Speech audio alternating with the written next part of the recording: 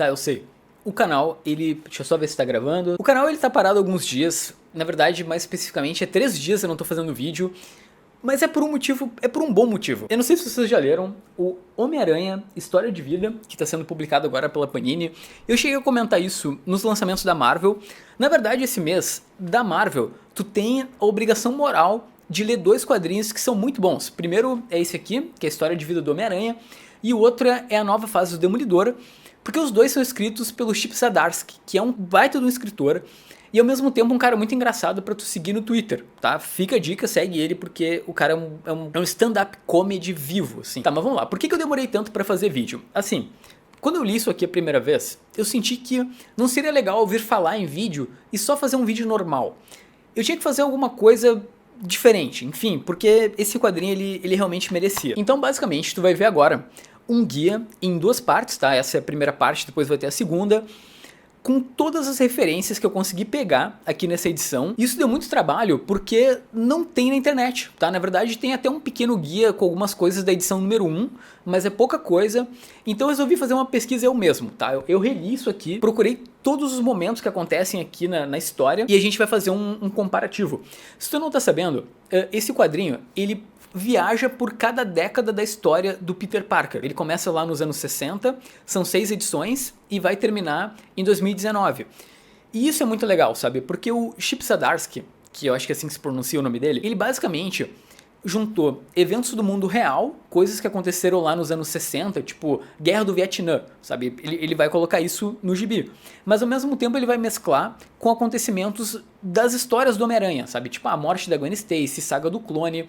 Então, cara, é muito, muito divertido ler isso aqui e muito emocionante.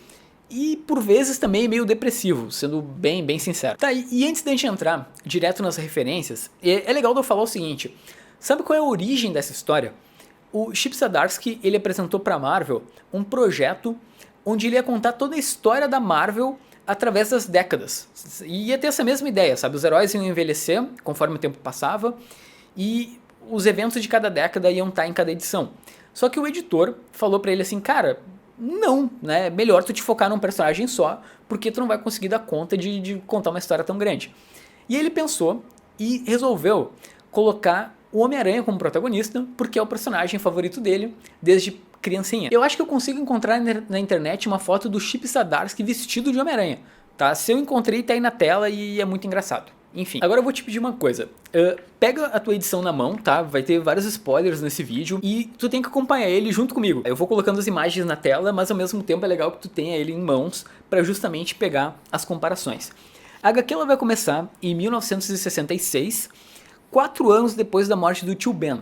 Na verdade não são 4 anos depois da morte do Tio Ben, são 4 anos no mundo real depois da publicação de Amazing Fantasy número 15, que é justamente a primeira aparição do Homem-Aranha e quando morre o Tio Ben. Depois a gente tem o Peter chegando na escola e encontrando uma passeata de estudantes.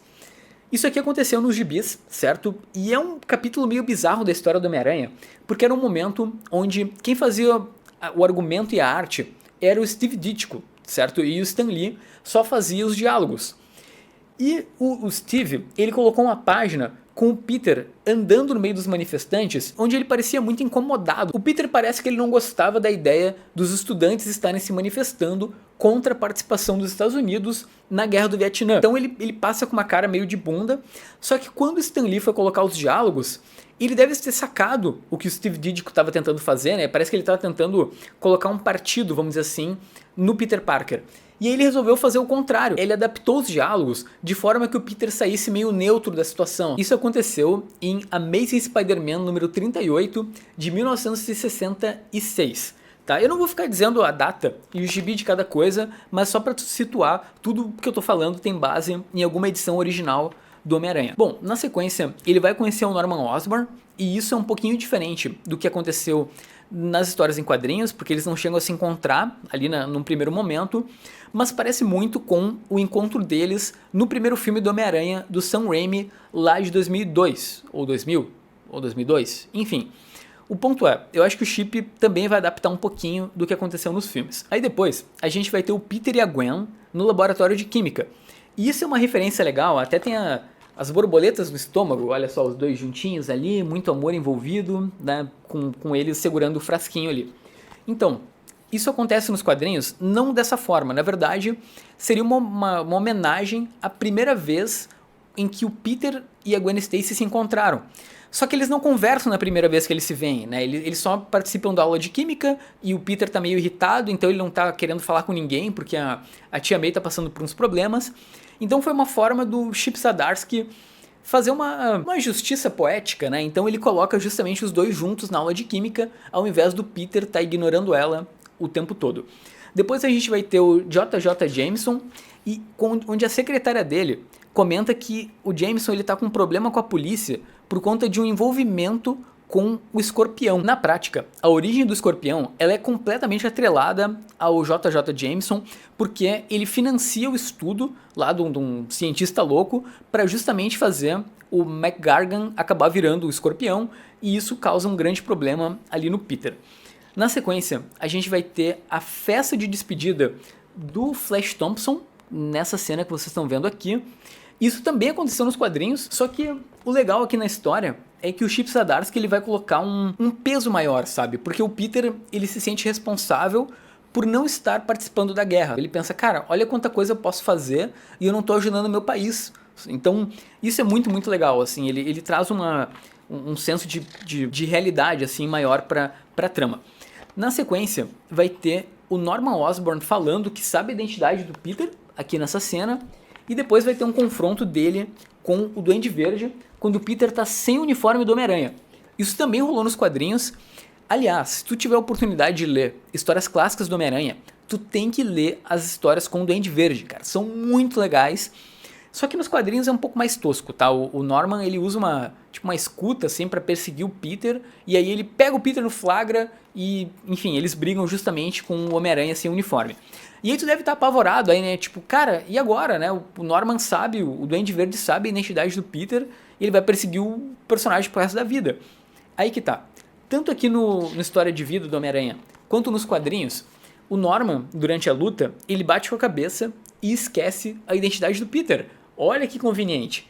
Então, isso também aconteceu nos quadrinhos, se não me engano, em Amazing Spider-Man número 39, não, número 40, né? Na 40 é quando ele esquece a identidade. Bom, aí um pouco depois, a gente tem a Gwen Stacy descobrindo a identidade secreta do Homem-Aranha, certo? O Peter, ele é pego aqui com um uniforme embaixo da roupa, que deve ser um problema, né, cara? Será que eles não faziam amor nessa época? Porque a chance dela pegar o Peter com a roupa por baixo a roupa de Homem-Aranha por baixo da roupa de estudante é muito grande, tá? Mas, enfim, eu gosto tanto da relação dos dois que eu não quero imaginar eles nessa situação. Pra mim sempre foi um amor muito puro.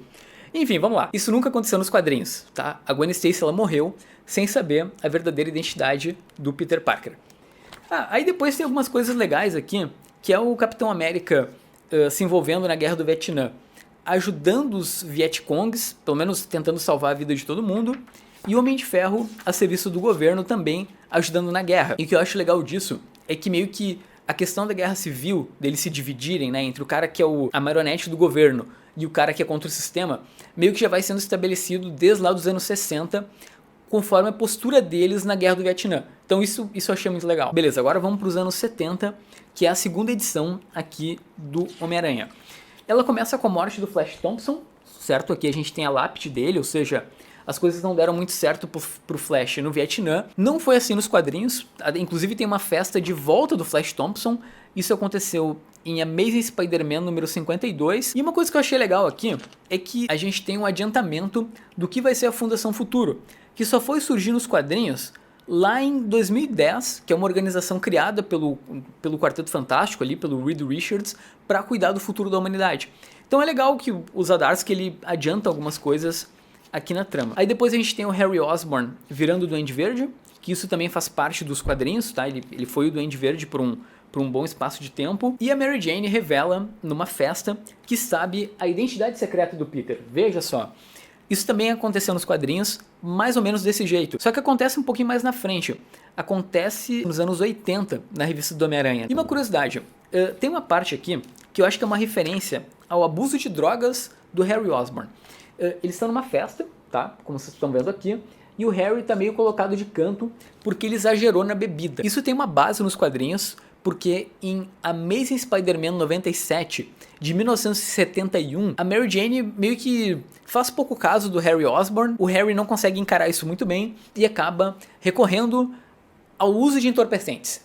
Isso, se tu não tá sabendo, foi mega polêmico na época, porque foi uma parceria entre a Marvel e o Departamento de Saúde, Educação e Bem-Estar. A ideia da iniciativa era trabalhar o uso de drogas, só que isso ia contra o código de ética dos quadrinhos, que não queria que a Marvel publicasse uma coisa assim tão polêmica numa história que seria voltada para as crianças. Só que a Marvel publicou mesmo assim, inclusive se tu for ver na capa, a edição não tem o selinho ali do Approved by Comics Code Authority. Só que a edição fez tanto sucesso, né, essa rebeldia da Marvel fez sucesso, e o código acabou liberando esse tema nas histórias. Tá, agora vamos para uma das cenas mais anormais da história das histórias em quadrinhos. Quando Dr. Octopus propôs se casar com a tia May. Sim, tu não tá entendendo errado. Isso acontece aqui no Life Story, mas vem dos quadrinhos. Em algum momento da cronologia do Homem-Aranha, a tia May, ela herdou uma usina nuclear. Um negócio super aleatório. E aí o Octavius resolveu se aproveitar dela e tentou um casamento. As coisas não saíram muito bem, né? No fim eles não se casaram, mas o Chip, ele colocou isso aqui na história, né? Justamente dos dois se apaixonando. E é bem legal porque ele vai usar isso lá na frente. Virando aqui um pouquinho as páginas, a gente tem a Gwen Stacy, o Peter Parker e o Dr. Warren, que é esse biólogo aqui. E como vocês podem ver, ele não tá muito feliz com o relacionamento entre o Peter e a Gwen. E agora eu vou largar um pouquinho o gibi que eu tenho que explicar algumas coisas que não acontecem desse jeito aqui na história. Mas nos quadrinhos, a Gwen Stacy morreu numa luta contra o Duende Verde, certo? Tem toda aquela cena clássica dela caindo da ponte e o Peter jogando lá a teia e ela quebrando o pescoço. Ao mesmo tempo, a gente tem a saga do clone original, que já foi publicada várias vezes aqui no Brasil, é um quadrinho dos anos 70, onde o Peter Parker e a Gwen Stacy são clonados pelo Warren, que é justamente esse biólogo. Nas histórias, o Warren, ele era apaixonado pela Gwen e ele odiou o Homem-Aranha pelo que ele fez, porque aparentemente a culpa foi do Peter, da Gwen ter morrido, então ele resolve clonar ela e de quebra ele resolve fazer um clone do Homem-Aranha junto, tá? Seja lá por qual motivo. E o legal de ler a história de vida do Homem-Aranha é que o roteiro, ele subverte tudo que tu pode imaginar, sabe? Ele mistura um pouquinho da morte da Gwen com a saga do clone ao mesmo tempo. Cara, é muito legal. Então tá, últimas páginas da segunda edição. Quando a Gwen acabou morrendo, infelizmente. Gwen! Que saudade da Gwen. Mas enfim, ela acabou morrendo e a Mary Jane acaba virando aí o novo par do Homem-Aranha. E ela chama ele de Gatão, tá? A gente tem aqui Ei Gatão logo no começo. Isso também é uma referência. Na verdade, na primeira aparição da Mary Jane nos quadrinhos, ela fala pro Peter, sabe? Tipo, e aí Gatão, você tirou a sorte grande. Então é mais uma forma do Chip homenagear aqui a Mary Jane. Terceira edição. Agora a gente está nos anos 80, quando aqui a Mary Jane, ela tá tendo um filho do Peter, certo? Isso também aconteceu nos quadrinhos, na saga do clone, só que ela acabou perdendo o bebê. Mas o mais importante, o Peter Parker nessa época, ele foi para as Guerras Secretas, isso em 1984, onde basicamente os heróis saíram do planeta Terra.